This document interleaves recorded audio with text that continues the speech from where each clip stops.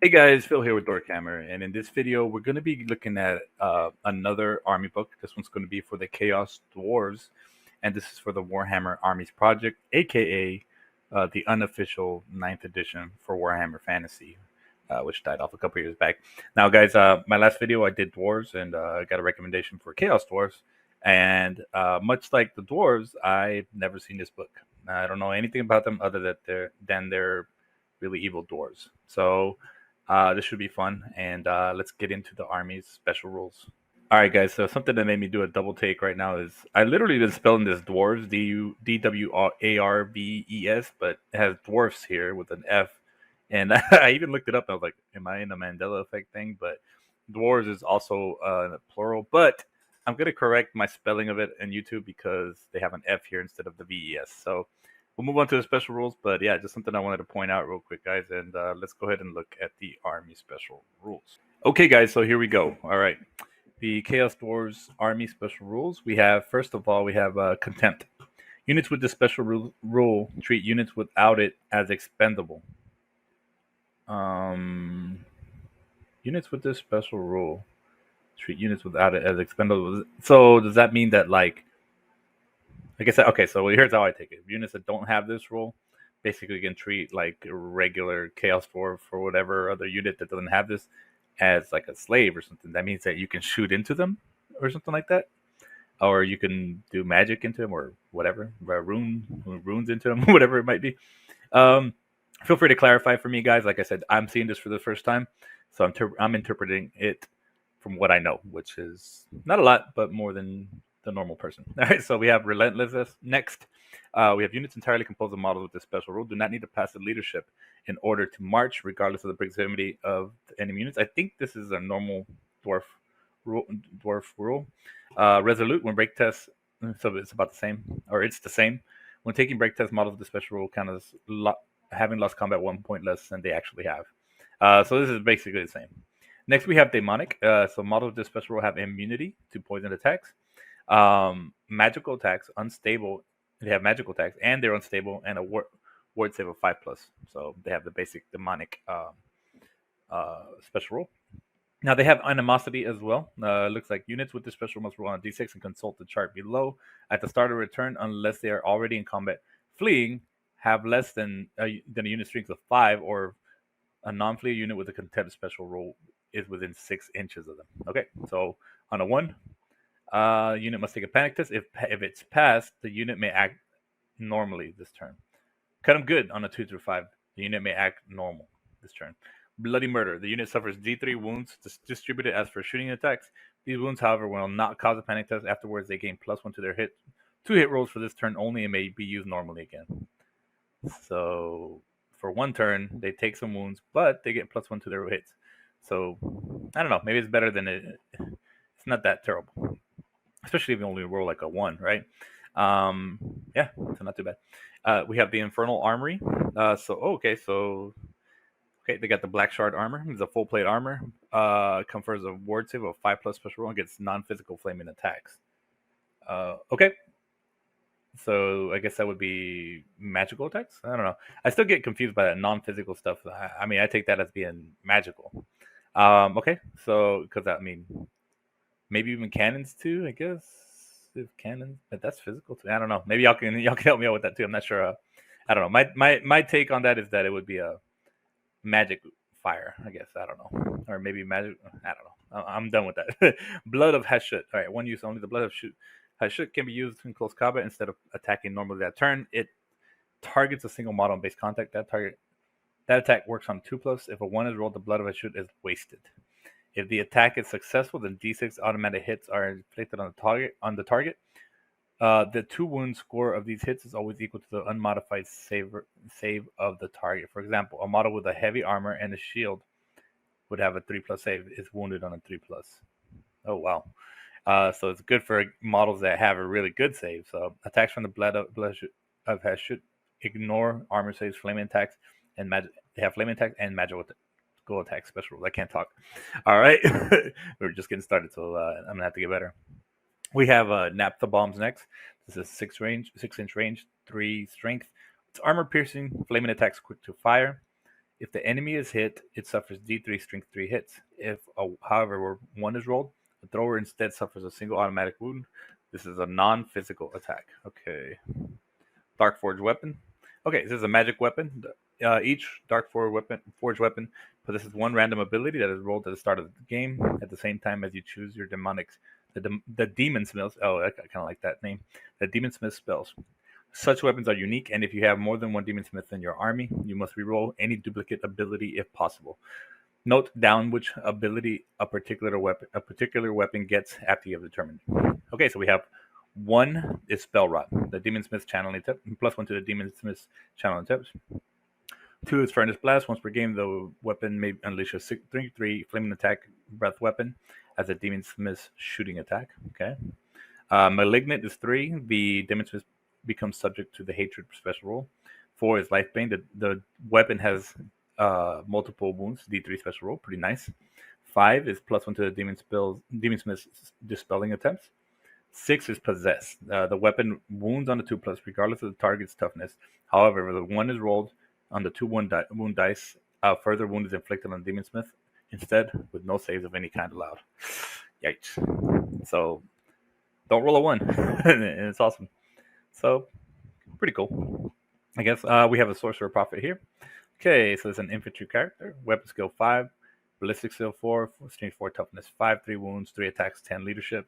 Sorcerer Prophet is a wizard who uses spell Lord of Fire, Metal, Shadow. Pretty cool that they can use Shadow. So this is actual like, so these are actually like, wizards, right? So it's actual wizard instead of a runesmith, right? Lord of Death and Lord of Hashut. No, I want to see this new lore. Well, I don't know if it's new, but it's new to me. Okay, so we have the Sorcerer's Curse. Whenever a Chaos Dwarf with this special role suffers a miscast during the game, after resolving the effects of the miscast on them normally, they must pass a toughness test or suffer a wound with no saves allowed. Okay, so that's not good. Palanquin. As the Sorcerer Prophets become more and more afflicted by the Sorcerer's Curse, they eventually lose their ability to walk on their own. When this happens, they're instead carried by Battleborns aloft on ornamented palanquins by the servants who will fight to their death protecting them. These guys have weapon skill 5, which is pretty nice, strength 4, and they have 4 attacks. I like that, weapon skill 5, that's pretty sweet. Note, a palanquin should be placed on a 4, okay, whatever. Adds +4 unit strength, okay, so cool. Demon Smith, alright. We have weapon skill 4, it's an infantry character. Ballistic skill 4, strength 4, toughness 4, 2 wounds, 9 leadership, so basically this is the, just the smaller version of it. Demon Smith uses the same lores: Fire, Metal, Shadow, Death, Hashut, Contempt, Relentless, Sorcerer's Curse, and I guess this other one has Contempt as well. Oh, no, it has all of those except the Sorcerer's Curse, right? Am I right? So the Lord doesn't have it, but the Demon Smith does. Okay. All right, so Infernal. Oh, so this is an engineer character? Okay. All right, so one more machine or Hell Cannon that is within 3 inches of the Demon Smith can use his ballistic skill or reroll 1 artillery die or scatter dice during each shooting phase. You must nominate which weapon, if any, will be using this special rule at the start of the shooting phase before any such weapons within 3 inches of the Demon Smith are fired. Demon Smith that is within 3 inches of the War Machine is allowed to take Lookout Sir. Roll just as if he was within 3 inches of a unit of 5 or more models with the same troop or type of himself. If the roll is successful, the hit is resolved against the nearest friendly War Machine. Okay, cool. That's just wicked looking. All right, we got Overlord and Despots, or Despots. I'm thinking Despots. I think that's crazy.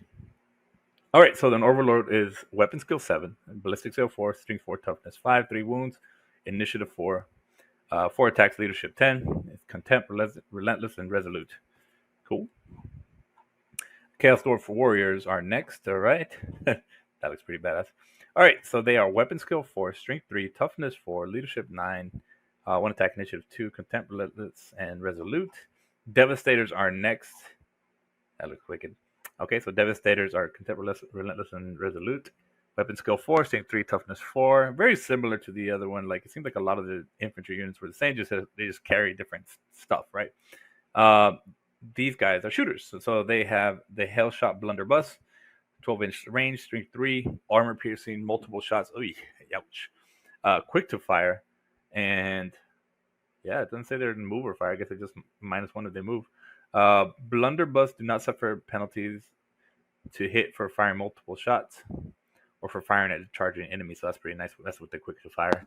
So they can stand and shoot without any -1. And ballistic skill is 3, but if they're, I noticed one thing. So the other, the regular Chaos Dwarf or the regular dwarves, they had some roll where they could reroll. I forget what it's called, but where they could reroll ones, which is a really good roll, a really good rule.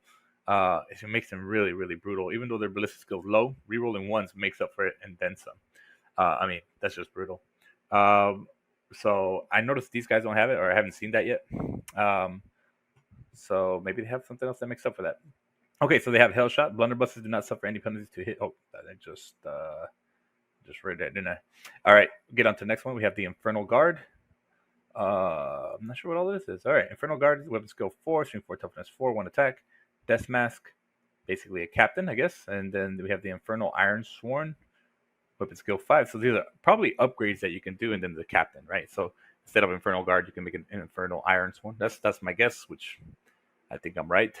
And their strength 4, toughness 4. These guys are going to be tough to get to. They carry a Fire Glaive, which is +1 strength, and it requires 2 hands. So basically, there's like a halberd or a polearm, they call it now. Which tells me that they you can take a shield, but it's not going to work in close combat. All right. At least I think that's the rules in WAP. I know that's how it is in 8th edition. But anyways, they also carry some kind of thing that's, what is this thing? So it's a close combat, and it's also, okay, is there a picture of this thing? I guess you can throw stuff. Right. Anyways, some kind of ranged weapon. I'm not sure what it is. I guess it's also Fire Glaive. Strength 4, armor piercing, so that's pretty good. And then they have an ensorcelled hand weapon, same as Chaos Warriors, right? +1 strength, magical attacks, and it's not 2-hand weapon. So, ensorcelled. So I'm taking, this is for the regular guys, and then this is for the, or maybe it's optional, right? You can, and this is for the beefed up guys, the Iron Sworn. Not sure, and they're also magical attacks. Okay, so yeah, those are some scary dudes. Strength 5, toughness 4. Come on, hey, that's a beefy unit. That's what she said.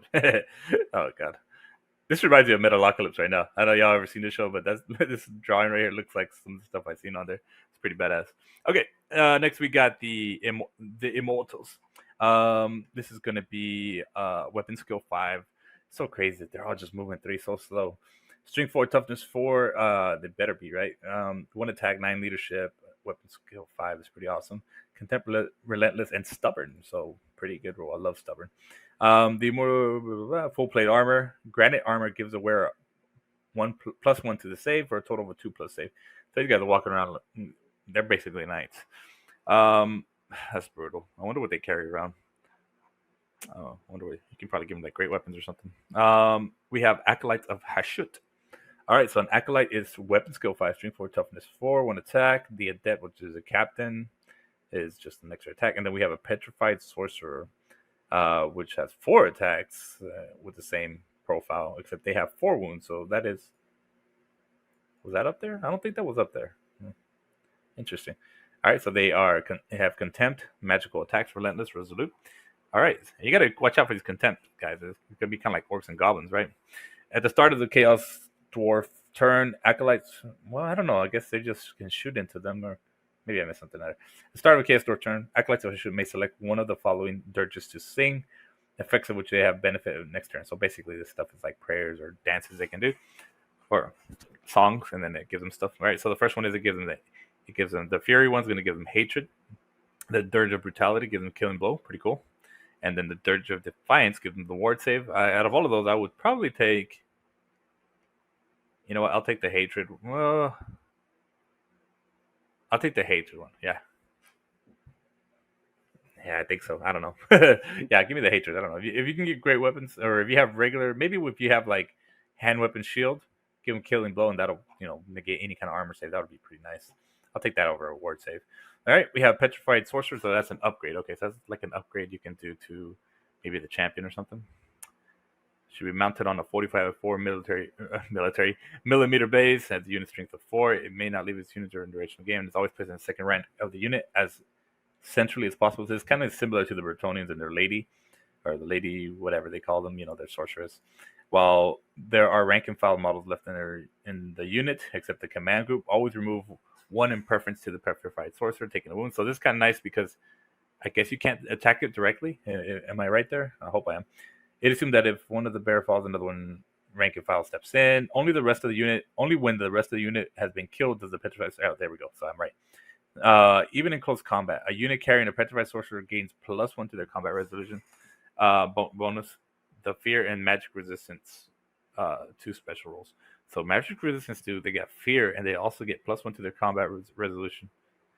I wonder how much that sorcerer is. It's pretty solid, and you can't directly attack it. So, whew, that's a tough one. We got the Zealot Berserkers. Cool name. Oh hell yeah, it's like a dwarf ninja. Come on, man, that's badass. Weapon skill 5, strength 4, toughness 4, leadership 9. They have contempt, frenzy, relentless. Oh my goodness, and resolute. So these guys are gonna have 2 or 3 attacks each. I'm guessing they have 2 hand weapons. And they have a 5+ ward save and immunity to flaming attacks. Pretty badass. Just that weapon skill 5. Come on, that's pretty dang cool. We have the bull centaurs. Okay, cool. That's wicked. All right, contempt and natural armor. This almost looks like a dragon ogre. Bull centaurs, weapon skill 4, movement 7. These guys can really get up the field.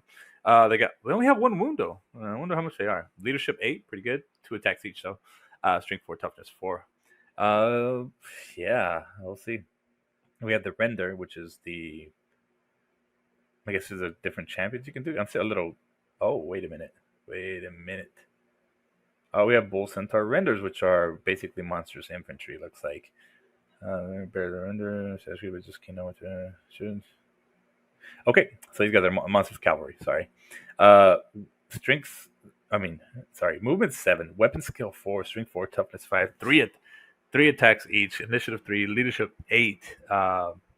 Then you have the centaur captain. Then you have the Taurek, which is probably an upgrade with weapon skill 5, strength 5, toughness 5, 4 wounds, initiative 4, 4 attacks, leadership 9. Yikes. And natural armor 5+ on that one. Okay, we got hobgoblins here. That's awesome. Look at this thing right here. Still pretty wicked looking. All right, these are hobgoblins. Basically, movement 4, strength 3, toughness 3. They're infantry. They have animosity, just like the regular goblins, I guess. Leadership 6. They have a boss which has 2 attacks, and then they have initiative of 2. They have a chieftain, which you can put in there, which has a weapon skill 4, strength 4, toughness 4, and 3 attacks. Initiative 4. Okay, so they're probably cheap. So they have backstabbers, which let's see what that is. If a hobgoblin infantry unit with backstabber special rule has at least 10 models strong and successfully restrains itself from pursuing an enemy that has broken in close combat, it immediately causes D6 strength 3 hits on the fleeing unit before it moves for every 10 full models in the hobgoblin unit.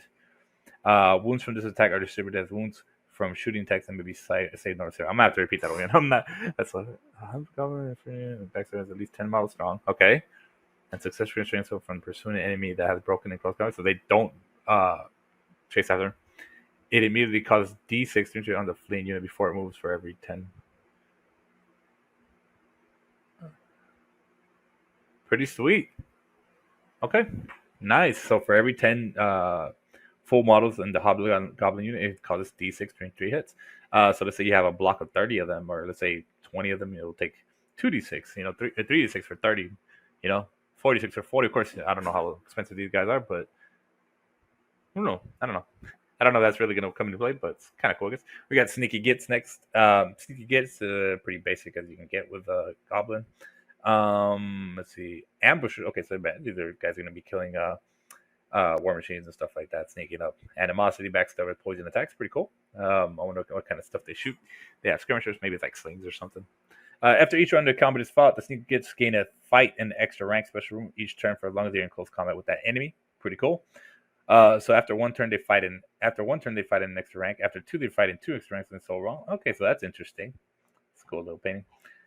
We have Hobgoblin Wolf Raiders. Okay. That's kind of funny looking. The wolf looks pretty bad. All right, so they are moving forward. Weapon skill 3, strength 3, toughness 3, movement 9 on the wolf. That's pretty badass. Things covered in 18 inches. They got animosity in their fast cavalry. These guys are almost like flyers. If they're cheap, I would definitely take them. Of course, they have that animosity, which always kind of sucks, and their low leadership. But If they're cheap, then they're worth taking. Units with this special rule gain +1 to hit and the cowardly spoilers. +1 to hit in the first round of combat if they successfully charge an enemy in the rear or the flank.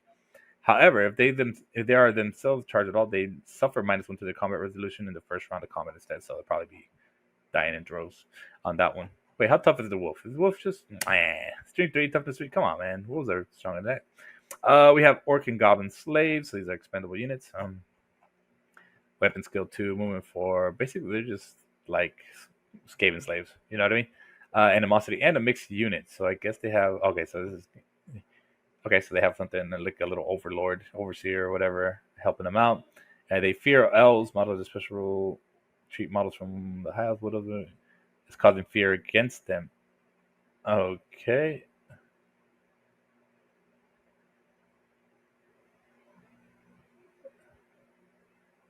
Wait, so that made it seem like they fear elves, and over here it makes it seem like they cause fear in elf.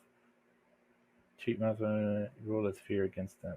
I guess it counts as fear when they fight them. So yeah, they're fear of them. In other words, okay. The Hobgoblin Overseer follows the rules as normal champions, with the exception the Hobgoblin Overseer is always placed in the rear rank of the unit, and maybe the only model in that rank. In addition, the unit must. It's kind of like the ones in the Skaven Slaves or whatever with giant rats, with the Master Molders or whatever they're called, Packmasters. Take a leadership at the start of turns. If failed, the slaves are refusing to follow the Overseer's Lord. So that's kind of good. And the unit will suffer D6 during 3 hits until he restores order with his whip. So that's not so good. We have orc slaves. Interesting. And this is really interesting because there's street 3 toughness 4. Really low leadership though. Well, even worse on the goblins, right? So they have animosity, hobgoblin, overseer mixed unit, and a strength bonus. Okay, so let's see how that works. How does the strength bonus work? Okay. Well, maybe we'll find out here. No, I guess not. Orc slaves treat goblin slaves as expendable. so the orc slaves, they treat the goblin slaves as expendable. Okay, cool. All right then. So that's that. I guess they just get a +1 strength. I don't know if there's any caveat to that or how that works, but maybe somebody else can help me understand that. Next, we got black orcs, which are always badass, right? Pretty cool looking. Black orcs, strength, weapon skill 4, strength 4, toughness 4, 2 attacks, leadership 8. They do get the strength bonus. So this is basically like a Choppa's rule, it seems like. So basically it's going to be strength 5, toughness 4, Jesus Christ. At the start of each round of close combat, models with the special rule choose which of their weapons, including hand weapons, should they wish to fight with. So basically this is like, oh, no, it is the arm to the teeth rule, sorry, which is pretty badass. All right, we got Kadai Fireborn. It's a pretty cool name. That is just cool. Look at that. Look at that thing. All right. This guy is movement 6. The monstrous infantry. Weapon skill 4. Strength 5. Toughness 4. 3 attacks. Initiative 4. Leadership 7. It's demonic. It's got a 5+ word save. Magical attacks. And stable and all that good stuff. Immunity to flaming attacks. And it has flaming attacks. All right. So it has a blazing body. Just like me. Hit any model or friend or foe except another Kadai in base contact with a Kadai at the start of the close combat phase takes an automatic, non-physical strength 3 hit with a flaming attack special roll. In addition, non-magical attacks suffer a -1 strength penalty against it. Ooh, that's pretty nice. So yeah, that's kind of huge. Especially when you're toughness 4, you're gonna be wounded on 5s, right? Yeah, let's say you got, yeah, they're hitting against toughness 4 and they are strength 4. They're gonna be wounded on 5s or 4s if they are strength 4 themselves after the strength modifier. Okay, we also got Burning Bright. From the second game turn onwards, at the start of each of your turns, take a toughness test. Must be made with each Kadai unit. Roll once for each unit. If this is failed, they suffer D3 wounds with no save of any kind. Possible distributed as per shooting. Yikes. Get these things into combat because that is a terrible rule.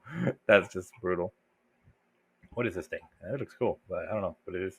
This is a Kadai Destroyer. Is this the same for the Kadai Destroyer? Probably is. Let's see. Maybe they don't have that rule. Maybe they do. Okay, so they are movement 8, weapon skill 5. What? Strength 7, toughness 6. Okay, this is a monster. Toughness 6, 6 wounds. Initiative 5, which is really good. 5 attacks, leadership 8. Jesus, what is this thing? It's like a Balrog. And Kadai Destroyer is subject to Frenzy. Oh, great. And gains plus D3 attacks each turn rather than +1. Well, it remains Frenzy, so you could have 8 attacks at strength 7, which is freaking ridiculous. All right, and it causes D6 impact hits. Awesome. And it has gore blades. When attacking the Kadai, excuse me, the Kadai in close combat, all 2 hit rolls of 1 by the enemy inflicts a strength 3 on the attacking models.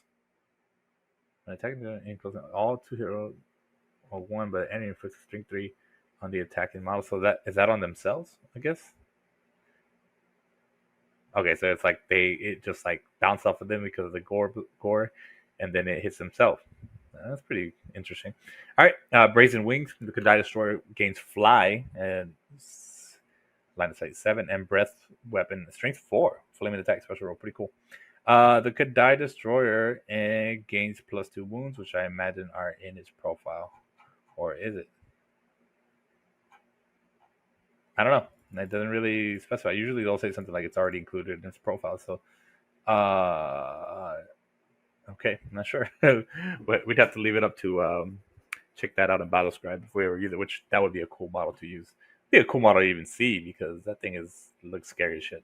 All right, we have Whirlwind and Tenderizers. I was gonna say Terrorizers. It's a 2-wheeled pushcart with spikes. Okay, all right. This is a Chariot, 6+ save, movement 6, strength 4, toughness 5, 4 wounds.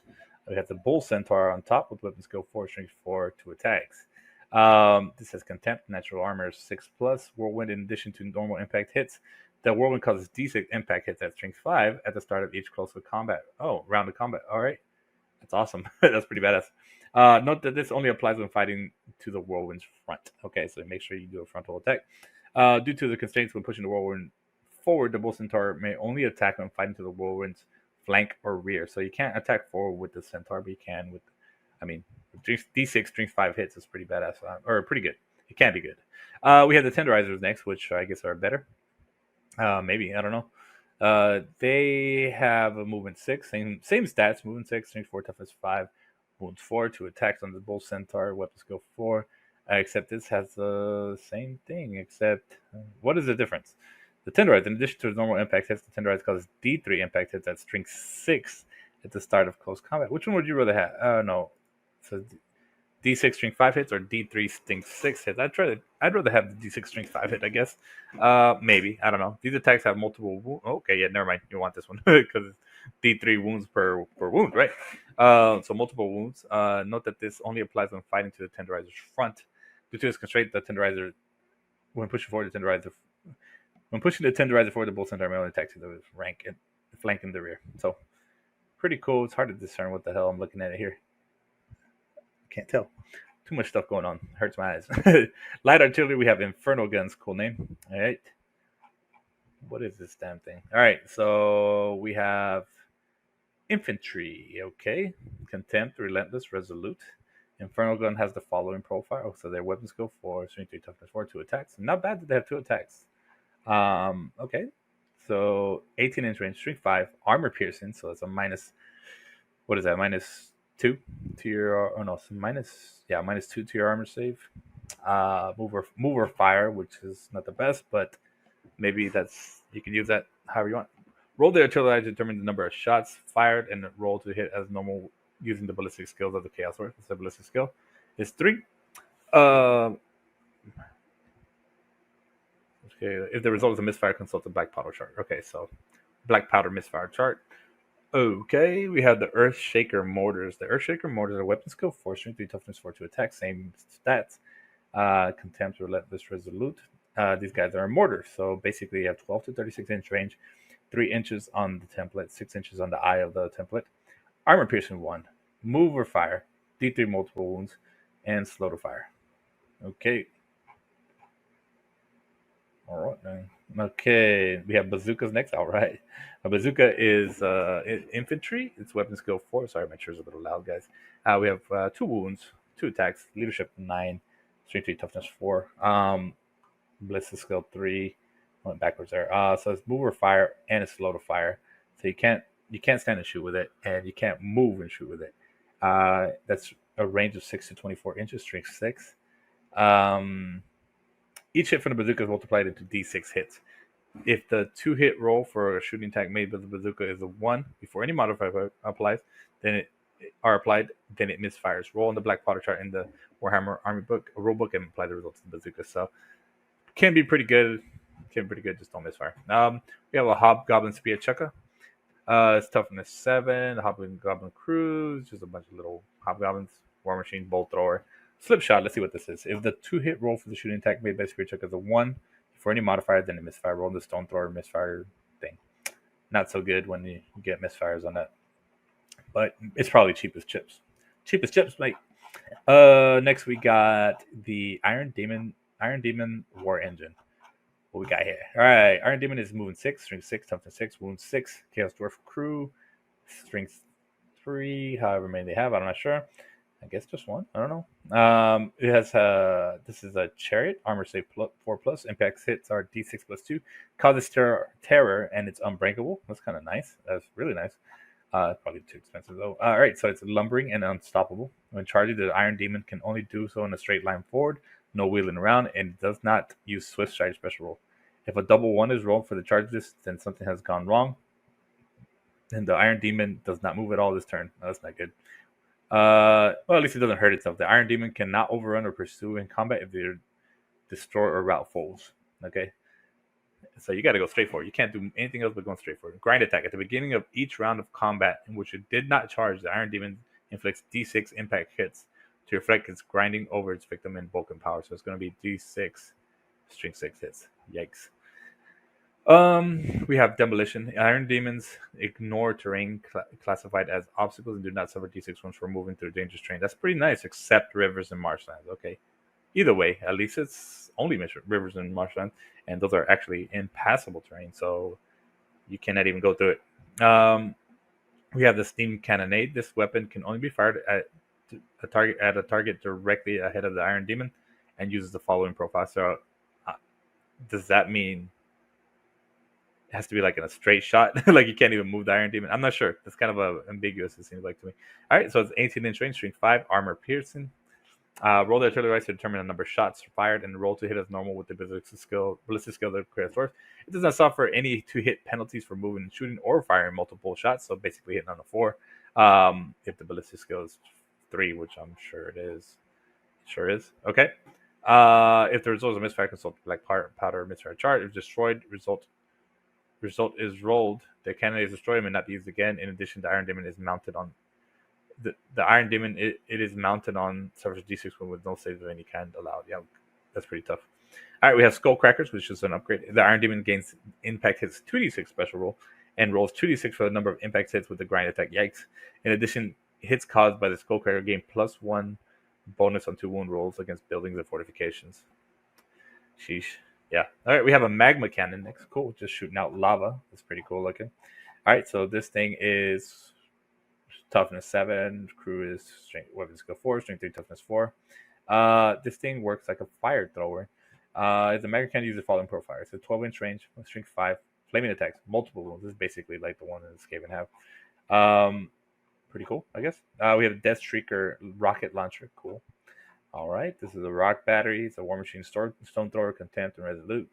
Uses the following profile: 12 to 48-inch range, strength 3, flaming attacks. Any unit that suffers casualties from the Death Shrieker must take a panic test. That's pretty badass.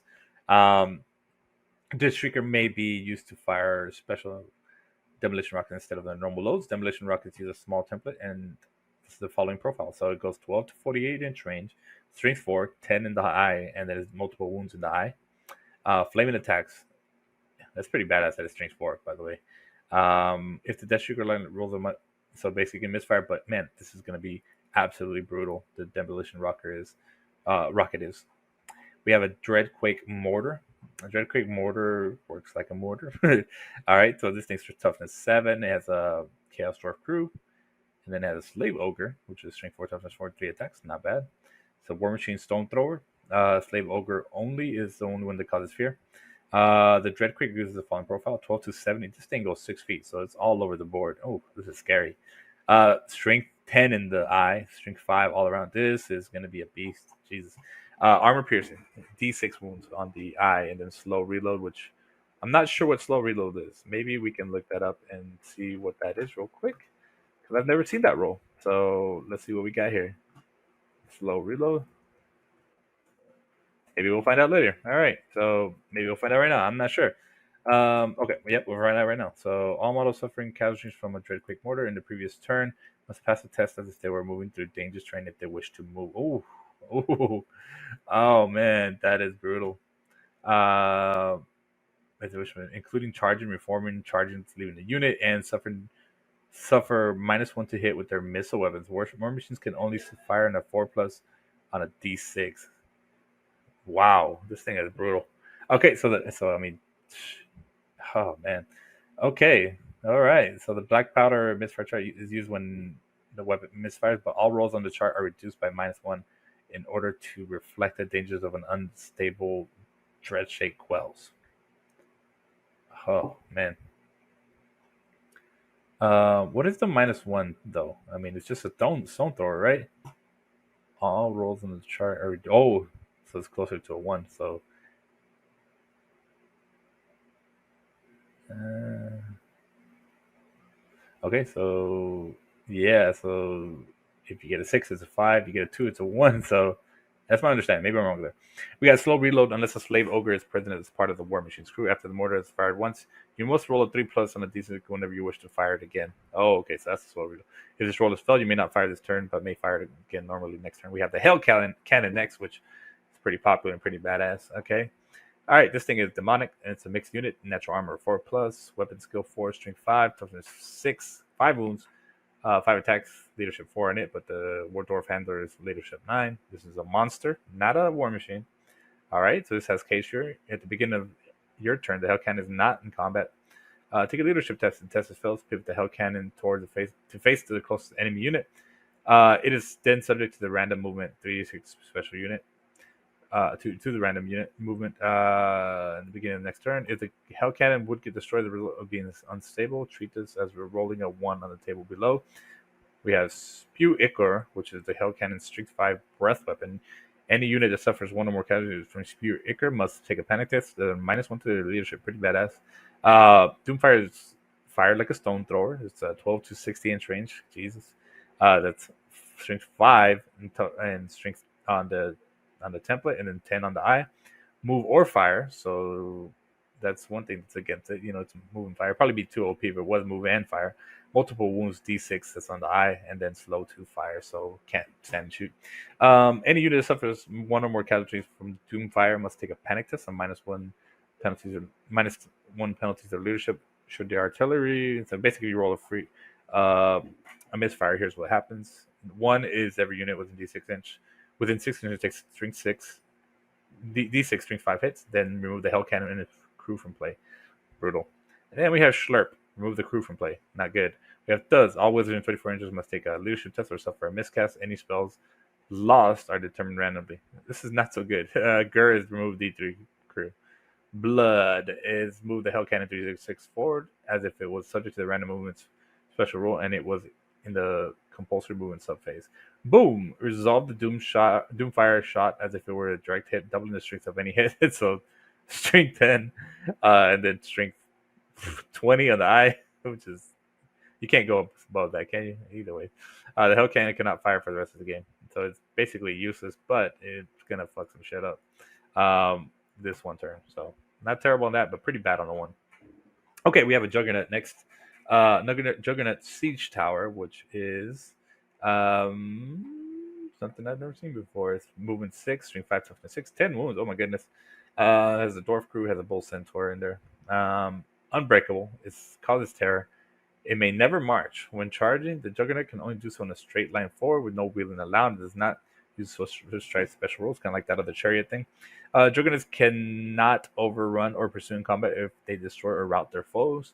The crew of the Juggernaut do not suffer penalties for moving and shooting. The Bull Centaur may only fight if the Juggernaut is engaged to its flank or the rear. All enemy attacks directed against the Juggernaut itself and automatically hit in close combat. So, okay, interesting. Siege cannons can only, siege cannons. Siege cannons are fired using the following profile. They're 36 inches, strength 7, multiple shots. So you can, so you fire twice, multiple D3 wounds, slow to fire. Oh my goodness, this is brutal.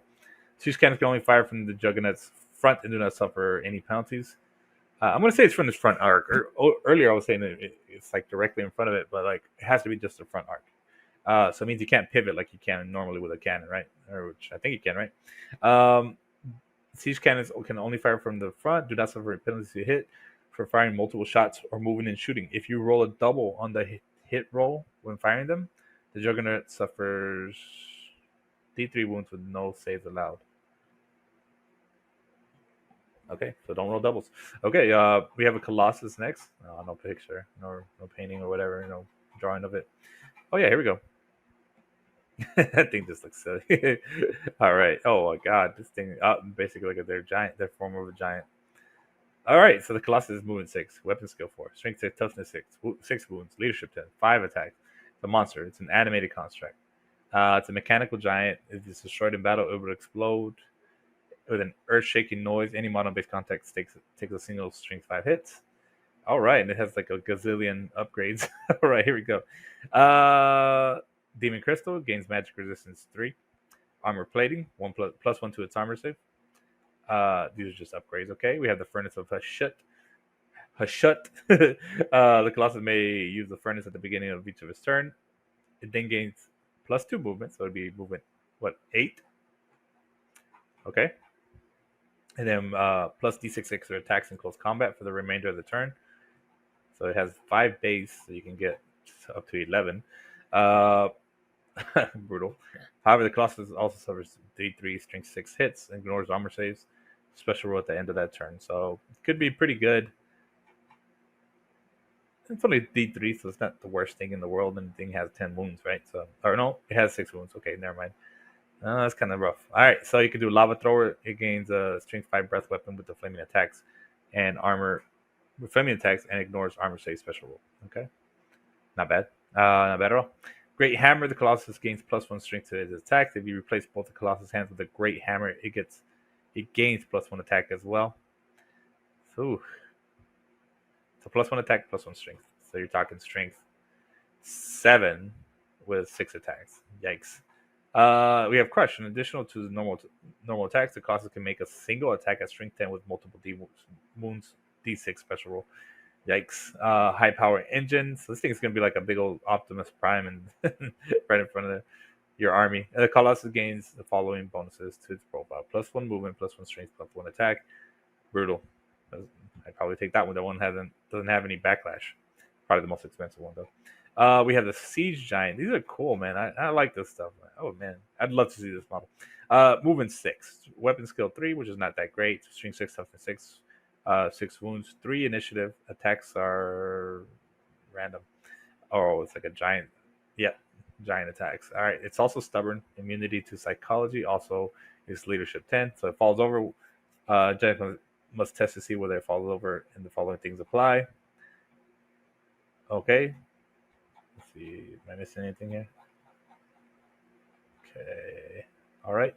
If it is beating, giant must test to see whether it follows. If any of the following apply. If it's beating close combat, test once results are established, but before taking a break test. If it's fleeing at the start of the movement phase, when it crosses an obstacle, test when the obstacle is reached. If the giant decides to flail and crush an enemy, test immediately beforehand. So there's a lot of stuff that will make a giant fall. To see if a giant falls over on a 1, it falls over. A slain giant falls over automatically, which could be good or bad. To determine which direction the giant falls, roll a scatter dice. Place a small template in base contact with the giant in the direction of the scatter dice. Measure from the center of the giant's base. A model hit by a fallen giant suffers a strength 6 hit with the multiple wounds special roll. If the unit is in combat and the giants fall over while attempting to flame and crush, wounds inflicted by a fallen giant count towards combat res. A giant falls over automatically suffers 1 wound on its own. If a giant is in combat, then this wound counts towards combat res. Okay. We'll just move on to it. Okay, we have the attacks they have. We have Yelling Balls, Match with a Pick, Flail and Crush, Riveting Blades. That's for man-sized things. For big things, it's going to be Leg Breaker, Smash with a Pick, and Headbutt. All right, leg breaker is going to be grabs a single model that is base contact. The giant and its victim roll a d6, adds your strength. For each point the giant beats his victim score, it inflicts d3 automatic hits, which ignores armor saves. In addition, regardless of the result, any model with other than the giant inflicting the attack in base contact with the victim must pass an initiative test to get out of the way, or suffer an automatic wound from the struggling beasts. We got smashed with the pick. The giant chooses a single model from the enemy unit in base contact with it. It is in base contact with. The target may attempt to avoid the blow by passing an initiative test. If the test is failed, the model suffers 2d3 wounds with ignored armor save special roll. If a double is rolled, the giant pick has embedded itself into the ground. The giant cannot attack at all in this following round of the same combat whilst it yanks it free. Headbutt. The giant is next. The giant targets a single model from the target unit that is in base contact. It automatically inflicts d3 wounds with which ignores armor saves. If the victim is wounded but not slain, then the victim is dazed and loses their subsequent attacks. If the victim is not yet attacked in the combat round, they lose their attacks for this round, or if they have already attacked, then they lose all their attacks in the next round. That's the brutal one from that headbutt one. They're all messed up. We have Yelling Ball. This is the one, basically, the giant yells, and the giant automatically wins combat by 2 points. I'm going to try to paraphrase as much as I can. Has no effect against animated constructs. So basically, the giant just wins by 2 points. You have to take a break test of that. Nothing's done. That's all that happens. It just yells, and then you're scared or something. I wonder if it has any. No, if you're immune to psychology, it doesn't really mess with it. So nothing's done. It's just a pillow fight. And you lose by 2 points. We have Flail and Crush. First, see the giant falls over. Any wounds cause counters combat res. If the giant remains on its feet, select a target in base contact. That unit sustains 2d6 string 6 automatic hits as the armored bulk of the giant batters them to the ground. That is brutal. Automatic hits, which are going to be usually wounded on 2s or 3s at the most. Moving Blades, the giant fights using random attacks, 2d6 special this round. If a double is rolled, then when determining the number of attacks, the giant must immediately test to see if it falls over. Any further damage done this way, it counts towards combat res. Brutal. If a double 1 is rolled, something very unfortunate has occurred. If this has happened, no damage is inflicted on the enemy unit. Instead, the giant suffers d3 wounds, no saves, and immediately falls over. The chain has wrapped around their neck. They've managed to stab themselves, or something equally unpleasant has occurred. Any wounds caused by the fall count towards combat. That's a really bad thing. We have Wall Ripper. The Chaos Siege Giant always attacks the building with the smash with the pick attack. No need to not roll for a random attack. Okay, we have Siege Armor, which is equipment. So the Siege Armor uses the following armor profile. So in combat, it's +2, so it's a 5+ armor save. Against missiles, it's a +4, so it's a 3+ armor save. Pretty good armor save, so it's like a dragon almost, pretty much. We have Runes of Hate, which is an upgrade. A giant with the Runes of Hate becomes subject of Berserk Rage. Roll for Frenzy. So it's going to have a crap ton of attacks. In addition, whenever the giant is called upon to roll for a random number of attacks, this may be rerolled. Pretty cool. Scaling Spikes. If a giant with this upgrade perishes and falls over an obstacle such as the moat, ditch, or wall, mark the obstacle, which may now be crossed as open terrain. Additionally, the giant dies at the foot of the building or fortification. Models assaulting any garrison across the location of his body gain a special +1 to their combat res. Cool. All right, we have the Altar of Hashut. Oh, thing's wicked looking. All right. Okay, we're gonna go straight to it. Strength or toughness 7, 3 wounds. Strength 4, toughness 4 on the guard. It's a War Machine. A Demon Smith with an Altar of Hashut gains a 4+ ward save and an unbreakable special roll is pretty cool. In addition, his troop type changes to War Machine, and he counts as being part of the crew. That's pretty nice too. Randomize any missiles hits between the Demon Smith and the crew. The Demon Smith can never choose to leave the altar in the game. If the Demon Smith is killed, the whole altar is moved as a casualty. That part's not so great. But I guess he does get a 4+ ward save, right? Which is pretty nice. A model mounted on the War Altar of Hashut can use each of the following bounce spells once per friendly magic phase. In addition, it may use up 4 power dice when attempting to cast each spell. The altar can pivot on the spot before casting, and the range of the bounce spells is measured from the altar itself. Okay, we have an innate bounce spell, power level 7. Oh, this ought to be good. Flaming Hide is an augment spell within 36 inches. Until the start of your next magic phase, the target unit gets a 6+ ward save. Any enemy model in base contact with the unit suffers a strength 3 hit with a flaming attack special roll at the start of the close combat phase. Okay. I don't know. It seems a little high to cast, even for a bounce spell, Fist of Fire, an innate bounce spell, power level 7. Fist of Fire is an augment spell, 36 inches. Maybe it's the range, because that's 36 inches. Yeah, it's pretty far. 36 inch range until the start of your next magic phase. The target may reroll failed rolls to wound and gains magical attacks and flaming attacks. Pretty nice. I'd rather do that one. if it's applicable, of course, right? We have the Shadows of Hashut, power level 8, 36 inch range. Draw a line 36 inches from the base of the altar. Every model crossed by the line suffers a strength 4 hit. Pretty nice. Could definitely take out some chaff. Could definitely take out some weak infantry. Maybe some fast cav. In the magic phase, sacrifice to Hashut. In the magic phase, the demons may sacrifice one of the slaves chained to the altar of Hashut. Roll a d6 and add the result to the casting result of any spell cast by the altar of Hashut, but not by the demon smith himself. In this phase, however, one is rolled, the demon smith instead suffers a wound with no saves of any kind allowed. Of any kind possible, as Hashut is displeased with the pitiful sacrifice. Yeah. Well, I'm curious. Does that mean okay? So we have the altar guard, but then we have the demon smith, which is that the one with 3 wounds or whatever? Probably. All right, we have a great Taurus next. Okay, I always thought that was cool. I remember this from the Storms of Magic campaign way back when. I think it was called Storms of Magic. Anyway, this is a monster. It's moving 6, weapon skill 5. It flies. Strength 5, toughness 5, initiative 3, 4 attacks, leadership 7. It has a blazing body, just like me, and flaming attacks. It has fly, has immunity to flaming attacks. If the Great Taurus is the target of a non-physical flaming attack, it immunicates +1 wound lost earlier in battle. It has a flaming breath weapon. It's strength 4, flaming attack special rule. It has frenzy because when it has a blood rage, which is an upgrade, and frenzy and hatred. That's pretty nice. And it has weapon skill 5, so that's pretty solid. We have a Lamassu. Okay, so it is from that. It's the same one. It's from that thing. All right, so Lamassu is movement 6, strength 5, toughness 5, 2 attacks, leadership 8. So it's a mini baby Great Taurus, I guess. Strength 5, toughness 5. It's a level 1 wizard. Oh, it's kind of nice that it's a wizard. Lore of Fire, Death, or Lore of Shadow. Has a fly, magic resistance of 3, which is pretty nice. Has a sorcerer's miasma. Magical weapons lose all their magical properties and are treated as Monday weapons of the same type. Will the model remain in base contact with the Lamassu, including the rider of the Lamassu itself? So this is actually a mount. It has a mace tail upgrade, which gives the Lamassu +1 attack. It has a sorcerer's exhalation, which gives the Lamassu a strength 3 breath weapon with the magical attack special.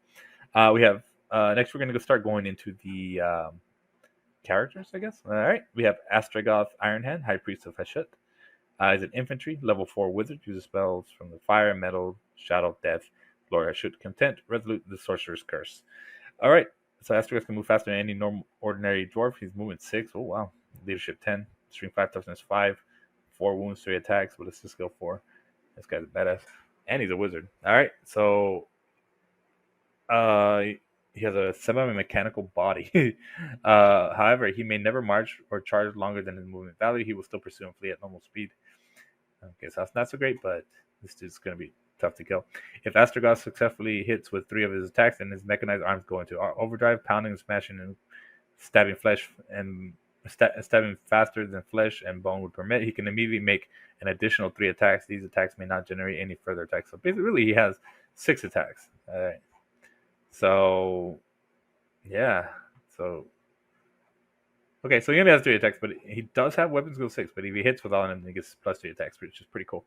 We have Satan the Black, Zatan the Black, commander of the Tower of Zar. This dude, oh, that's a cool picture. Painting. So infantry character, special character, weapon skill 8, of course, strength 4, toughness 5, ballistic skill 4, 3 wounds, initiative 4, attacks 4, 10 leadership. This guy has hatred, relentless, resolute, contempt, slave tyrant. Friendly units of hobgoblins with 12 inches of a ton are exempt from the animosity rule, so that's kind of cool. In addition, Zatan causes terror in all enemy units of orcs, goblins, hobgoblins, and noblish. All right, he has a black hammer of Hashut. The black hammer of Hashut, the close combat attacks made with this weapon are +2 strength, so he's basically strength 6. Any flammable model successfully wounded is killed outright. Ooh, okay, that is not good for flammable models. Okay, so be careful with that. All right, he has a black shard armor, which gives him +1 wound. All right, so instead of 4 wounds, he has 5. Nice. Yeah, the talisman and the wearer is not affected by any spells. In addition, models in base contact may not cast spells, including bound spells. Okay. Only initiative 4 though, so he can be killed. So I don't know. It's probably gonna be too expensive to use. We have Gorth the Cruel, Master of the Conclave. Cool. All right, so this is a special character, the dwarf, with skill 5, strength 4, toughness 5, initiative 2, 3, wounds 3, attack, leadership 10. As a level 4 wizard. Can use fire, metal, shadow, death, a shut, contempt, relentless, resolute, sorcerer's curse. He has the axe of Gorth on a roll to hit of 6. Attacks with the axe of automatically wound and ignore armor saves. Pretty cool. He has a talisman. Any unit he is listed subject to frenzy. In addition, it gives him 5+ ward save. Pretty cool talisman. So he's frenzied, and any unit he is with is frenzied, and he gets a 5+ ward save. Chalice of Fire. When used only, the Chaos Dwarf may choose to roll a D3 at the start of any player's magic phase. The number rolled is the number of power dispel dice that anyone must remove from their magic dice pool. Pretty cool. Pretty cool roll. We have Drazhoth the Ashen, the sorcerer prophet of Ashut, Lord of the Black Fortress, and master of the Legion of Asgore. Okay. So this dude is on some kind of monster. He's weapon skill 6, strength 4, toughness 5, 3 wounds, 3 attacks, initiative 2, leadership 10. He rides a Cinder Breath, which is movement 6, weapon skill 5, strength 6, toughness 5. That's a monster. 5 wounds, 4 attacks, leadership 6. He's a level 4 wizard. Uses the Hashut only, contempt, relentless, resolute, horde, sorcerer's curse, dark renown. All friendly models with the contempt special rule, including himself, within 12 inches of him, add +1 to the combat res results. Combat res. Special rules: Cinder Breath, Blazing Body, Fire Breath, Flaming Attacks, Fly, Fueled by Fire. Interesting. Okay. He has a magic item called the Graven Scepter. The weapon never needs to roll higher than 4+ to wound its target, regardless of the enemy's toughness. Pretty cool. Hell Shard Amulet is a talisman. I don't know if you want this guy in battle though. Well, you probably don't want to. I mean, he can hold his own, but you don't want to keep him in battle that long with only a 5+ ward save, no armor save. Okay, so the Hell Shard Amulet gives him a 5+ ward save. In addition, for every successful wound on the amulet fails to that the amulet fails to stop in close combat, a strength 2 hit is automatically inflicted on the model that caused the wound. Not that great, but something, right? But sounds better than nothing. Demon Spike Crucible. And watch that one wound is going to be something that changes the whole game if they get it. All right, so this bow, it's a bow, I guess. Demon Spike Crucible adds +1 to the bearer's casting attempts. In addition, the first time Drazhoth or Cinderbreath kills an enemy wizard in close combat, which is that really going to happen? Their soul stuff is consumed by the crucible, and bonuses increase to +2. Pretty cool. What do we got here? All right, we have Sharder, Sharder the Executioner, Lord of Baal, Warrior Priest of Hashut. Okay, the monster, movement 8, weapon skill 6, strength 6, toughness 6, 6 wounds, 5 attacks, initiative 3, leadership 9, contempt, impact hits D3, natural armor of 4+.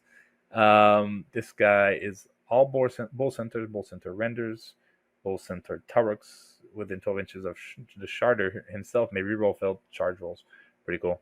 The Prayer of Malice is an innate power spell, 3 bound spell, augment spell, 12-inch range. 6+ ward until the start of your next magic phase. Yeah. So you can only do it on one unit, but still not bad for 3. It's pretty good. We have the Dark Tide Axe, which every time Sharder rolls a 6 when rolling to wound in a close combat, that attack has multiple wounds. That's pretty nice. I like that. So basically causing 2 wounds. It's not even D3. It's just 2 wounds every time.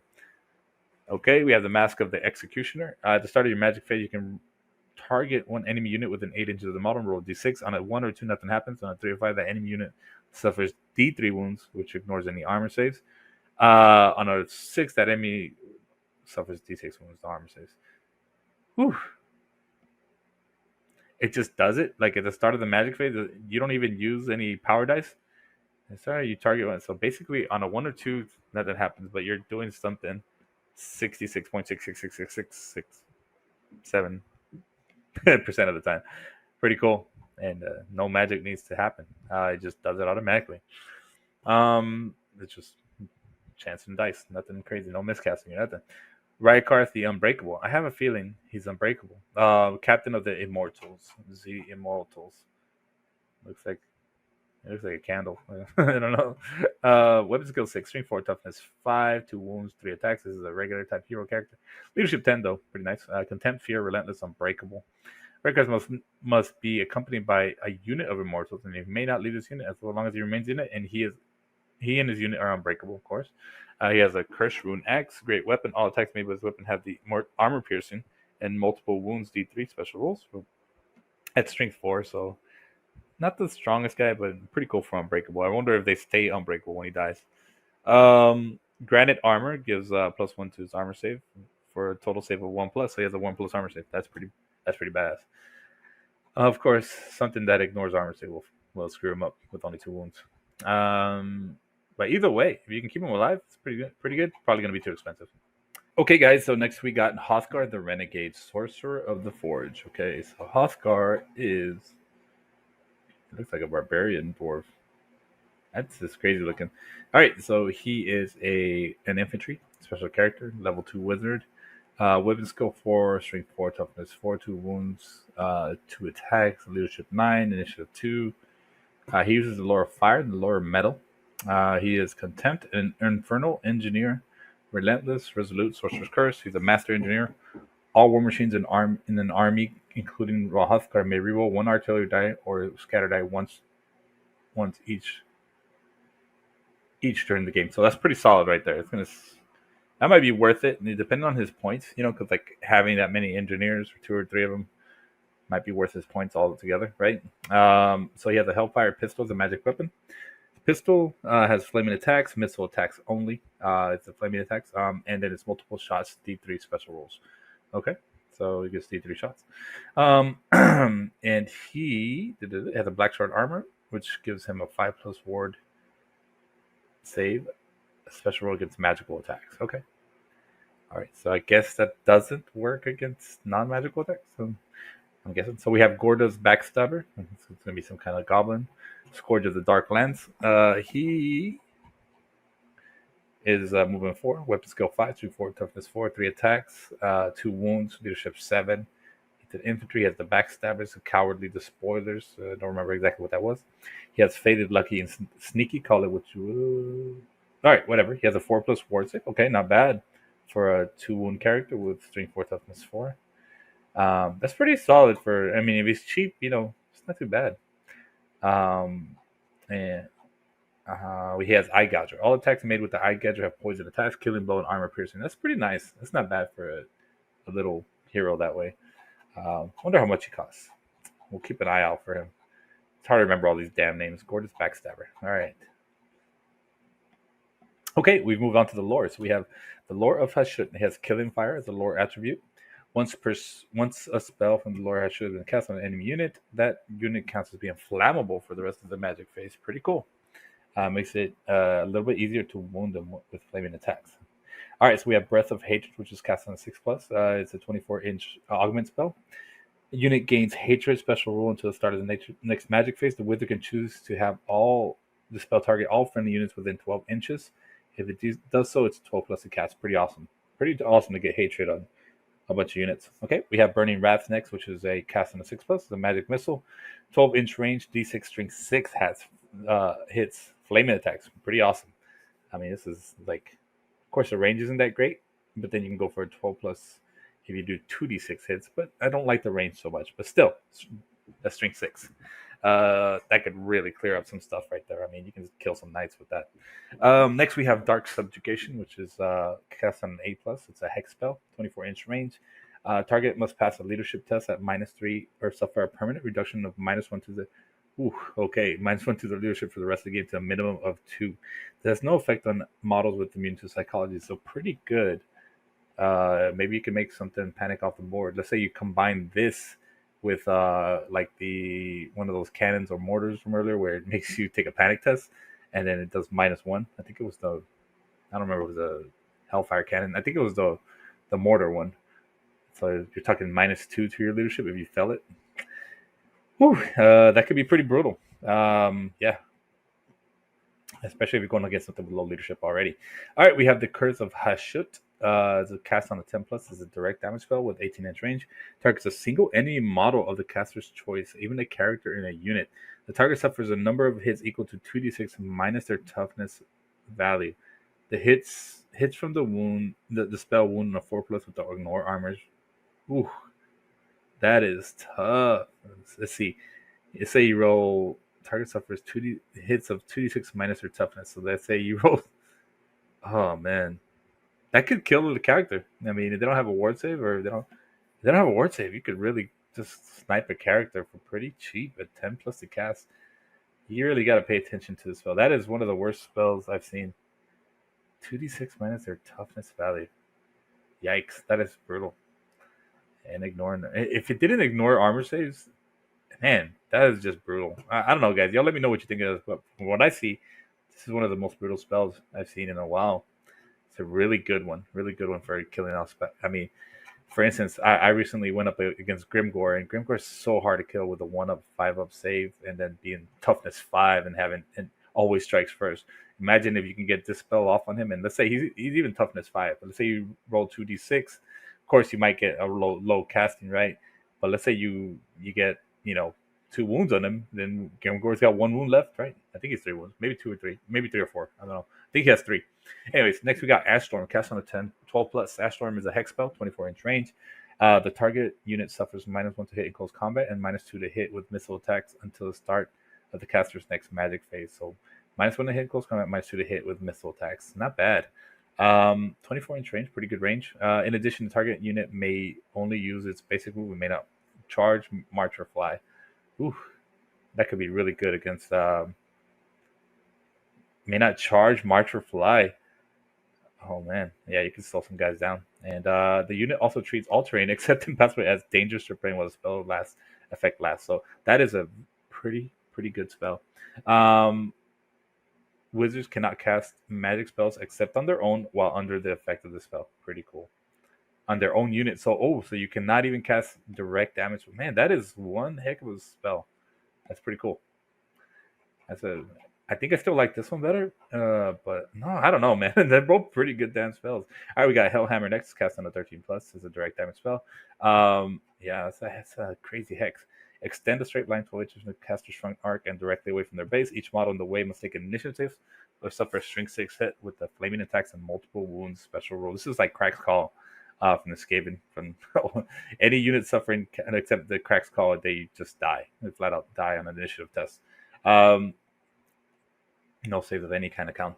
So save on any no save of any kind allowed. I mean, any unit suffering casualties from this spell must immediately take a panic test. The sorcerer, oh, I like that. Can choose to increase, especially when you combine that with the leadership test over here. The sorcerer can choose to increase the range of the spell 24 inches. They do so the casting spells increase to 16 plus. It's kind of high. We have the Flames of Azorg, 18 plus to cast. Let's see what this is. The direct damage spell, which may be cast on any point on the table with the caster's line of sight. So it does have to be in line of sight. Place a small round template with a central hole in the chosen target point. The template then scatters D6. All models touched by the template suffer a strength 6 hit with flaming attacks, and all models suffer multiple wounds. D6. What in the world? Okay, that's brutal. This will kill. This will just blow right through some monsters' inventory or ogres or whatever. In addition, models directly under the hole in the template must take a toughness test at -2. What is a freaking monster killer? Toughness is at -2 or be slain outright with no saves. The sorcerer increase the power of the Flames of Azorg using a large round template, but it's a 25 plus hit. So this is similar. This is very close to being like almost like a 13th spell, right? Well, I mean, with the 5-inch round template, it definitely is. Yeah, that is brutal. That is brutal. Okay, we got magic Hellforge artifact. We have a magic weapon, 60 points. This is a dark mace of death. Close combat attacks made with this weapon have the killing blow special rule. In addition, once per game, the bearer can inflict an automatic wound on every model on base contract, including their own mount with the ignore armor saves special rule. Pretty solid. So killing blow plus you get to automatically wound something in base contact with no ignore armor saves. That is just brutal. That is brutal. The Blade of Malice is 25 points. magic weapon. Bear this weapon gains hatred and armor piercing 2 special rule. Pretty awesome. 25 points. That's super cheap. I like it. But that first one is really, really tough. All right. Only 60 points. Seems like it should be more. The Mask of the Furnace, 55 points. Armor 6+ armor save. The wearer gets fear, a ward save of 4+, and immunity to the flaming attack special rule. Jesus. It's pretty good for 55 points. I'd take that. That's pretty nice. Armor of Bazarek the Cruel, 50 points, is a magic armor, full plate armor. The armor gives +1 to his armor save and magic resistance too. So yeah. So basically a 2+ armor save and a magic resistance too. Pretty good. We have the Stone Mantle next with 30 points. Sorcerer Prophet, Overlord, Demon Smith, or Despot only. The bear's toughness is increased by 1 while their initiative is lowered by 1. Pretty nice. I'll take toughness 5 or 6 or whatever it is. We have the Chalice of Blood and Darkness, 50 points. It's an arcane item. In any magic phase, the bearer may, if they wish, reduce the number of dice held on both sides of the pool, D3 each. Roll these dice separately, declaring before rolling which applies to which side. If double ones is rolled between the dice, then the bearer suffers a wound with no armor saves allowed. If they both roll double 6, then the bearer may recover a wound previously lost in the game. Pretty cool. Interesting. All right, we got the Demon Flasco Shack on 100 points. All right, 1 use only. All right, this better be good. I'm not crazy about 1 use only good stuff, but they've been getting better and better here and there. So let's see what we got. The effect of this takes place at the start of the player's movement phase before he charges are declared. All enemy units within 18 inches suffer a panic test. Of course, if they're immune to psychology, they won't. Buildings, chariots, and war machine with this range suffer D6 automatic wounds.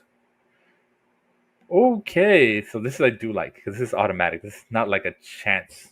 They automatically suffer a panic test, So I don't know. I mean, it might be worth trying out. It just depends what army you're facing. Yeah, I think it'd be fun to try it out sometime. In a friendly game, definitely check it out. See if it does something for you. In a tournament, I don't know if this will be quite as good. Maybe, I guess. But I mean, the fact that it automatically does that is pretty awesome. Maybe, especially if you're going against a low leadership army. So that might be pretty great, actually. All right. So next we have the Black Gem of Nar, which is 25 points. This is another one-use only item. This item can be activated at the beginning of either player's close combat phase. After challenges are issued and accepted, the bearer and one model in base contact, the bearer's choice, may not attack or be attacked for the duration of that phase. Work out combat res as normal. I like this because it seems like a lot of times you just have maybe like a BSB that's just like got a badass banner and then they die as soon as they're in combat. So it's not bad for 25 points. It's not bad at all. So it might help you when it comes to like somebody that's like definitely going to attack your BSB or definitely going to attack your wizard or your lord or something. Any character that it's not too magic, or let's say you don't have the greatest armor or magic armor. So not too bad. I like that one. All right, we have the Gauntlets of Gazrak. Next is 20 points. The bearer gains 1+1 strength. If the wearer rolls a 1 to hit, this blow strikes a random friendly model on base contact instead. I don't know. I like this. If you're in I don't know. I like this for +1 strength. That's not bad. Pretty low percentage. And even if you hit one of your own guys, you're probably going to be dealing out a lot of strength with a character. And it's only 1 hit. It's not like multiple hits, right? All right, we have the Banner of Slavery. It's 30 points. It's a magic standard. All friendly models with the animosity rule, as well as spear chuckers, gain 12 inches. Well, within 12 inches, I'm sorry, gain the immunity panic special rule. Okay, not bad. Okay, and are we done? This is actually pretty quick. If it was, all right. Considering the dwarf one was really, it took a while with all the runes that I had to read off and such. All right, so Chaos Dwarf Warriors. We have basically 8 points per model. Shaker mortar. They must have put in 3 inches. Okay, nothing crazy there. Get the full command being 30 points, 25 points for a standard. You can give them all great weapons for 2 points each. So basically, you have a bunch of great weapon Chaos Dwarfs at 10 points apiece. I mean, that's not that bad. They're going to be strength 5 on the first round, toughness, or strength 5 on the first round, strength 4 on the second round. You can upgrade in a heavy armor for 11 points total. It's not bad. The only thing is that they're slow. And then you can have like it's kind of like the Skaven. You can have them have an Inferno gun, an Earth Shake Mortar. The Earth Shake Mortar was solid if I remember correctly. All right, pretty cool. This is just an example, so I'm sure we'll go through them again. All right, we got Zatan the Black. He is 260 points, and you can put him on the Great Taurus or a Lamsu. All right. I'm not sold on the Great Taurus, but I don't remember. Does it have 5-up ward save? I think it did. Maybe I'm not remembering. And we have Astrogoth Ironhand, 300 points. Pretty expensive, but this guy's pretty killy. And pretty beefy in combat for a wizard. You have Gorth the Cruel. I don't remember all of these, to be honest, but this one was 405 points. This one had a badass axe. It's level 4 wizard as well. Got the Sorcerer's Curse. I have Drazoth the Ashen. He's got the monster he rides, 570 points. That is a lot of points.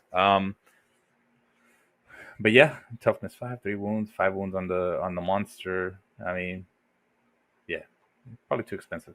All right, we have good old Sharder over here.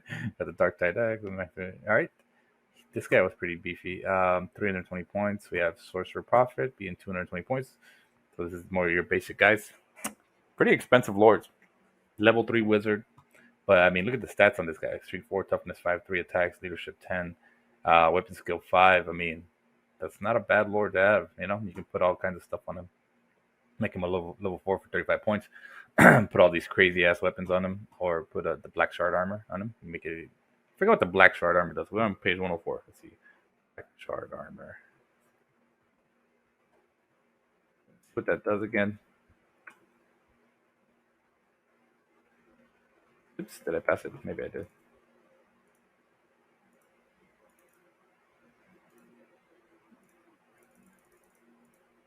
All right.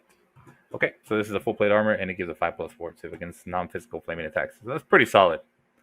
That's pretty solid to have a ward. Man, I really for 7 points you get a 5-up ward save.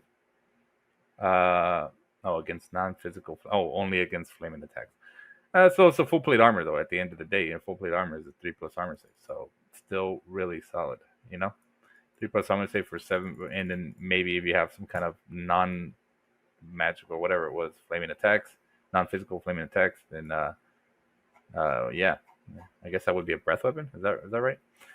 You'll have a pretty good little a ward to use on there. Okay, let me get back to where I was. I'm taking way too long. Okay, let's get back up here. You can give him a palanquin. You can give him a Great Taurus as well. Magic items up to 100 points. Okay, we have an Overlord, 140 points, medium armor. It's a 5-up armor save, I believe. 4-up is heavy armor. You can give him a great weapon for 8 points, additional weapon for 3 points. Not as expensive. You can give him that black shard armor, which ain't bad at all. Yeah, I think I'd rather. Let's see, he has a medium armor. Yeah, I guess a black shard armor wouldn't be bad. And yeah, not bad. Heroes, we got Rykarth the Unbreakable, 165 points. It's like, what was this guy? I don't remember him. Yeah, and then he's that one that kind of looked kind of crazy. It's like white looking guy, but he had white stuff on. I can't remember what it was, but he's kind of funny looking. And you can put him in his immortals, and then they're unbreakable. The only thing I didn't know, if I remember correctly, is whether the group would stay unbreakable when he died. We have Gord's. This is the goblin guy. Only 105 points for strength 4, toughness 4, 3 attack, leadership 7, weapon skill 5, light armor. He had the eye gouger. If I remember correctly, that gives him like killing blow or something like that. Give him a wolf for 12 points. All right. I'm not sure how much I'd want to take that guy. I have Houseguard the Renegade, 225 points. Level 2 Wizard, lower fire metal. Despot, 65 points. So this is basically just a BSB kind of guy. 25 points. You can also give him 25 points. All right, so you can actually give him 25 points. See, I like that in this edition. I don't know if it's like that with every army, and maybe it is. I don't remember off the top of my head, but I always hated that you couldn't take any magic items on a BSB. It seems kind of silly. Like that's why they die so quickly. All right, so you can take up to. I like that it's just limited to 25 points. If I'm understanding it, I'm not carrying the magic stand. Can only carry other magic items. Well, maybe I'm wrong. Maybe they can do the magic standard, but they can. I don't know. Maybe, but if you do a magic.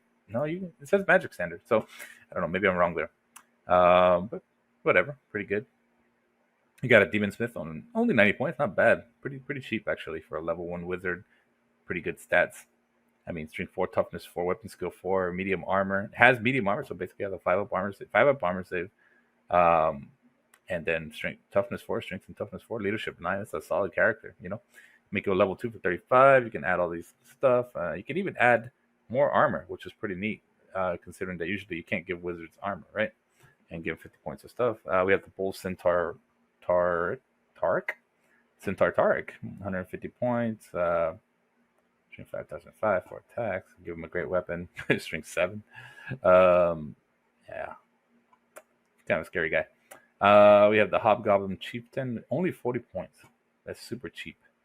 I mean, strength 4, toughness 4, 3 attacks, only 40 points. I mean, that's a pretty good little character. Give him 50, 25. You can take 25 points. Not bad. Shit, give him something like a ensorcelled sword or something like that. Strength 5, toughness 4. I mean, whatever that costs. Maybe another 10, 15 points, whatever, 20. It's not bad. Not bad. We got the Altar of Hashut. It's a War Machine. This one, did they show the points total? Or is this something you can just ride? It's just something you can ride. All right, character mounts. We got the Paladin, the Giant Wolf, the Great Taurus, Lamassu. Give the Lamassu Flaming Breath for 30 points, Blood Rage for 30, Mace Tail 15 points, and 20 points for the that's for the Great Taurus. So Lamassu is these other ones. Okay, and the Lamassu is a wizard. That's the good thing about the Lamassu. Which I guess you can add it as a mount, and then it's a wizard as well, which is kind of interesting. You don't see that too often. We have the Chaos Dwarf Warriors, which we talked about earlier. All right, they're pretty nice. They're pretty nice, pretty cheap actually, considering. I want to say cheap. Yeah, because they're. I mean, the fact that you can put, great weapons on them, and put I don't know, upgrading the heavy armor. It's pretty good. Give them a little banner, +1 movement. Maybe get them up to. Speed 4 or movement 4. We have the Devastators next, which are 13 points. They're strength 3, toughness 4, 1 attack. These guys have Hellshot Blunderbuss, so these are shooting guys. They have medium armor, which isn't bad. 5+ armor save. All right.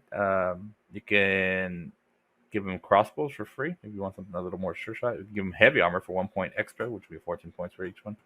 Not bad. Infernal Guard is 13 points each. Strength 4, toughness 4, 1 attack.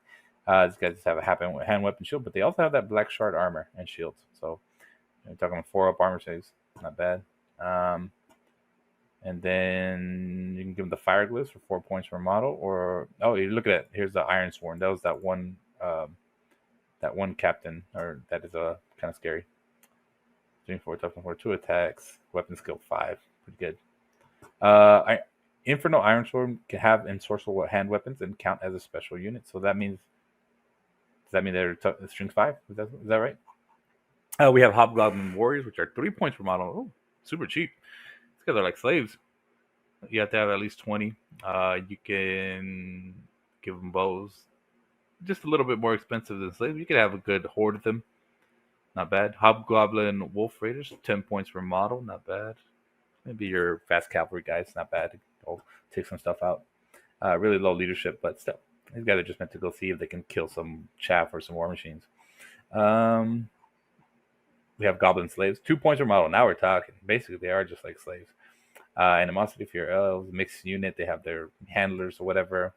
So yeah, even cheaper than the other goblins. Other goblins may have spears, whatever. You can't put a musician in there, which is not so great. Not as good as other slaves. Maybe you can do that with the orcs. No. I like the idea of 4-point orcs. That's pretty awesome. I mean, they got a hand weapon shield, so they'll get a parry. I mean, sure, they're more expensive, but orcs are a little more durable, right? I don't know. I might have to experiment with both of them, but I like the idea of orcs a little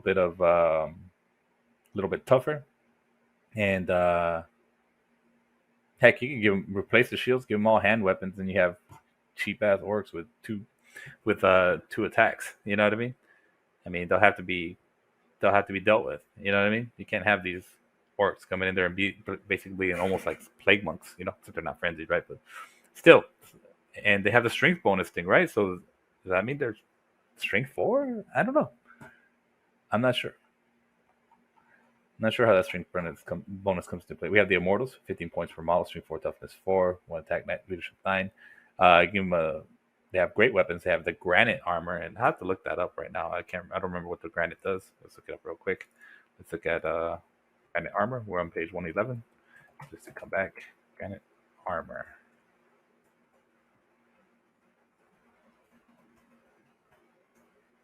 All right. Full plate armor gives +1 armor save. Generally gives a +1 armor save for a total 2 save. Instead of a 3+, it's a 2+ armor save. I mean, that's just solid, dude. Like, just solid. All right. Oh, did I get past it? Hold on. Yeah. So you got a bunch of guys running around with a 2+ armor save, weapon skill 5, strength 4, toughness. I mean, strength 5 in the first round, or strength 6 in the first round, strength 5 normally. These guys are scary. Super scary. That is brutal. All right. With a 2-up armor save, and they have a great weapon. I mean, come on. Initiative 2, sure, they're probably not going to be hitting first, but they'll take out. And they're stubborn. I mean, that's probably one of the best units in this model, in this army. We have the Acolytes of Hashut, 13 points per model. We have a polearm, which is basically a halberd, strength 5 all the time. And they have medium armor, which is 5-up armor save. I mean, yeah.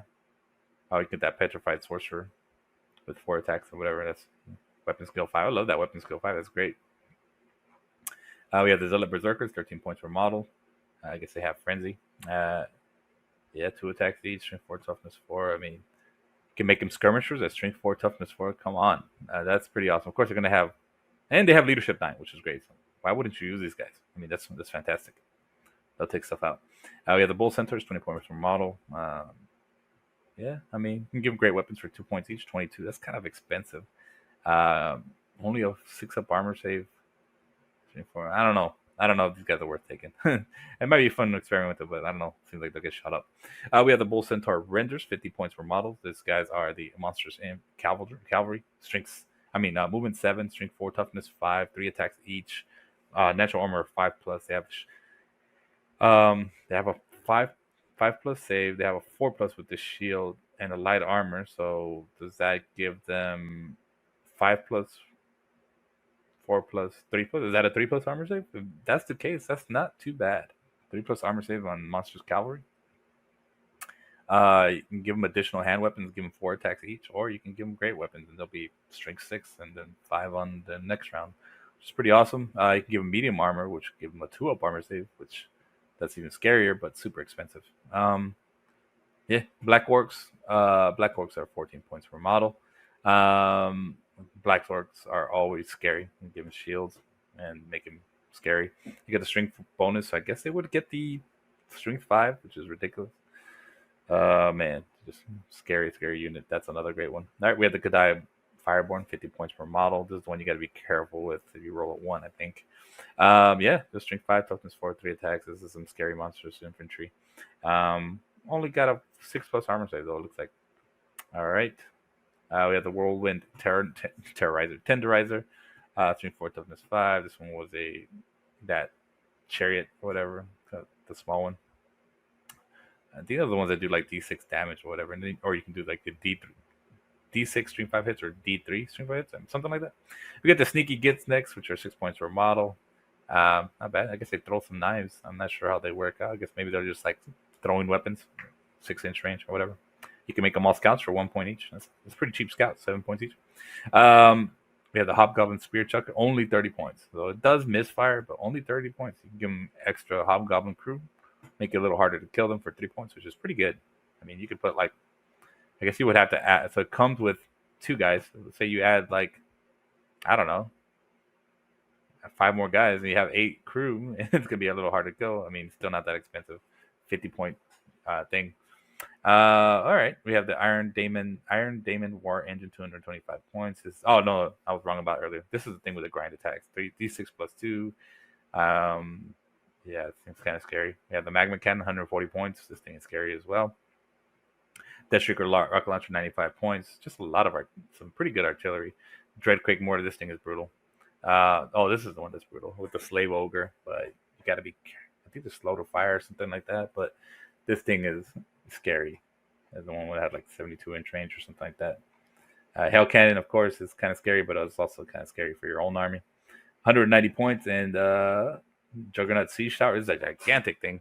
10 wounds, strength 5, toughness 6. It's unbreakable, causes terrors. It's got some cannons that can shoot off. We have the Colossus, which is strength 6. It's basically a gigantic animated construct. The full plate armor, 3+ armor save, and all these upgrades you can do to it, which are pretty cool. I think there's one on there that it gives a D6 plus D6 attack. I can't remember which one it was. Um, yeah, I think it's just scary. Then we had the Sea Giant, 190 points. Only weapon skill 3 though on this one, which ain't that great. You can give him a couple extra things there. Just a giant. That's all it is. You can add some upgrades. I'm not sure which one would be good. We have the Kadai Destroyer. This thing is 300 points, and this thing you can add all kinds of upgrades to it. It's got frenzy. It's got a strength 7, toughness 6. I mean, this thing's scary as hell. Anyways, that's it for the Chaos Dwarf book. I mean, it looks pretty like a fun army to play. I'd say overall, they look like they're going to be pretty hard to kill. I'm not sure which army I like better. I think that the dwarves with all their runes really make them scary. They probably have better magic / rune items to take. Although there's some pretty cool stuff here. That one where you can, I'd say my favorite item. I'm not even sure. Probably that. I don't know. Dare I say that one that's a one-time use one where you can make stuff panic automatically. I mean, that's an automatic. You don't have to cast anything. It's once per game. You can just count on it. Nothing, no kind of kickback at all. Nothing that's gonna mess you up. And I probably went past it already. I'm stupid. So, but yeah, I mean, that's a scary army. I'd like to say I did the other part of this video yesterday, so I don't remember exactly every little thing. But I mean, I do like this 20-point item, +1 strength, and then the only a 1 will attack your own guys. It's not too bad. Yeah, it's not bad at all. But other than that, I'm not sure there's anything that stood out like hardcore, like crazy, I guess this one, the Dark Mace of Death. You get the killing blow, and once per game, you can inflict an automatic wound and everything in base contact, and it ignores it. I really like that. That's really good. That's probably the best one, to be honest. I mean, it's more expensive, but I mean, that's pretty solid that every model in base contact, you negate any armor saves, and they have to do ward saves. So, sure, it's only once per game, but I mean, you also have the killing blow, which also ignores word saves. So, anyways, guys, that's my thoughts. So let me know what you think on the Chaos Dwarfs. Tell me what your favorite magic item is, or whatever. What's your favorite character, if you're using them at all, if you have the old school ones or whatever. Thanks for watching. I really appreciate it. And yeah, Phil with Dorkhammer out.